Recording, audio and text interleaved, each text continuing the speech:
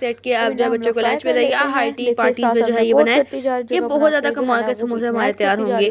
तो जब आप लोग इसको फ्राई करने के जो है ना ऑयल में डालेंगे, देन जब ये जो है ना सेट हो जाएंगे तभी खुद ही ऊपर कर जो है ना वो आ जाएंगे। तो यहाँ पर इस तरीके से इसको हम लोगों ने फ्राई करना है दोनों तरफ से। जब अच्छा सा खूबसूरत सा कलर आ जाएगा तब हम इसको जो है डिश आउट कर लेंगे। तब इसको अच्छे तरीके से दोनों तरफ से फ्राई हो लेने देते हैं। तो इसको हम लोग बनेगी रेसिपी बहुत ज़्यादा कमाल की। तो यहाँ पे अब आप लोग देख सकते हैं अच्छा सा कलर आ चुका है इसका माशाल्लाह से दोनों तरफ से। अब इसको कर लेते हैं जी हम लोग डिश आउट, और बाकी जो हमारे बहुत ही कमाल के समोसे हैं उनको फ्राई कर लेंगे। तो देखिए माशाल्लाह ये हमारे बहुत ज़्यादा मज़ेदार पिनव्हील समोसा रेडी हो चुके हैं। मुझे उम्मीद है आपको रेसिपी बहुत पसंद आई होगी। वीडियो को लाइक करके शेयर जरूर कीजिएगा, कमेंट करना ना भूलिएगा। मुझे इजाज़त दीजिए नेक्स्ट वीडियो तक के लिए। अपनी